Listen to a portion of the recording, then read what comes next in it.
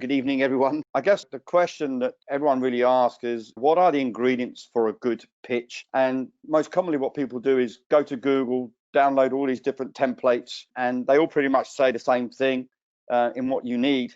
But what it doesn't really reflect is you. It doesn't really reflect your company. What you have to bear in mind with every presentation is you have 30 seconds to make an introduction to yourself. And if you've lost that 30 seconds, people start to drift. Your presentations must stand out. And one of the problems that people have is that they try to fill their screens up with information. And you'll see from my presentation that it's just images, because images really tell a story on its own.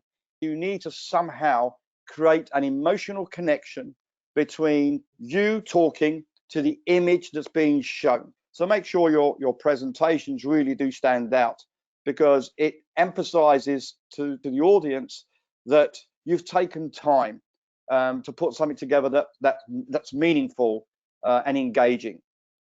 And at the same time, you need to stand out. So I always say to people as well, never change the way you are to try and suit an audience. Okay, you've got to be you. You've got to be this individual, this person presenting that's sincere with integrity. You have to also show off and showcase your company. Really elevate this to the point where you're pitching your business, but it's not just about you, it's about what you bring to the table. And it's also to demonstrate the capabilities of your company.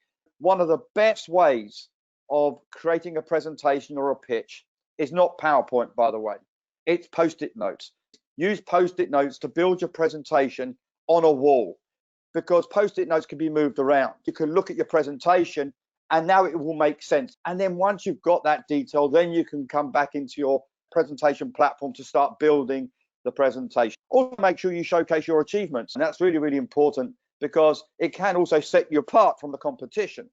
And a critical factor is making sure you know the company you're going to go in, you know the country you're going to go in. These are so critical, because you need to be seen to be knowledgeable, because that then sort of leads into what I say here, which is know who's playing in your back garden, who's also in my playground. We call it the competitive landscape. Another key area is your audience. You really need to know all about the company that you're presenting to. If you're a startup and you're presenting to investors, you need to know who your investor audience is. You really need to prepare well. Most importantly, first impressions, knowing about the company that you're going into, knowing about their market that they're in, again, knowing about the playground I talked about. So your job, by understanding that opportunity, is then being able to demonstrate the opportunity, how you see it, and you begin to build this story around, what your company can do and the products and the services you can provide.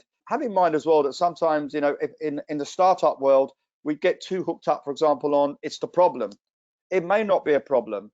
It may just be an opportunity. There may be a gap in the market, and what you have fits in that. The key also is making sure you get across your uniqueness. For me, it's I also call it the magic sauce scenario. You sort of need to share with them your uniqueness or what makes you so special. You really need to be thinking long term. You need to be thinking, how can I retain this customer? What can I keep bringing to the table that will make them come back and come back? And how can I keep this recurring revenue? I throw this slide in because I think we also live in a world today where everyone's very conscious about being socially responsible. Again, if you want to stand out for the crowd, what is the innovation? What's the corporate social innovation that you bring to the table? In anything that you do, there's always the why, the what, and the how, because it's so important that you understand, what is my company doing? How do we do things? Why do we do things, etc. And that will allow you to build a presentation and create a story around what works for you when you're presenting.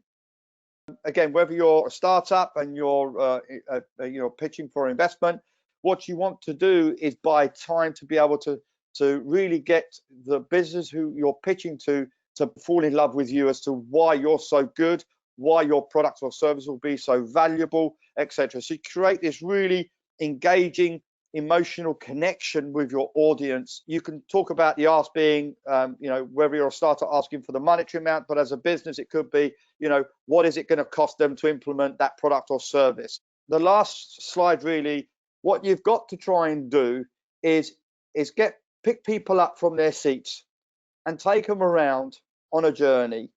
All right, take them on this fantastic journey, a story that you're telling them that makes sense, they can comprehend to, and you bring them back and you sit them down. And for them, in some ways, to open their eyes and to say, wow, I really get it. It's all about the passion, the way you present, the way you talk, emphasize the strengths and capabilities of your company is absolutely paramount.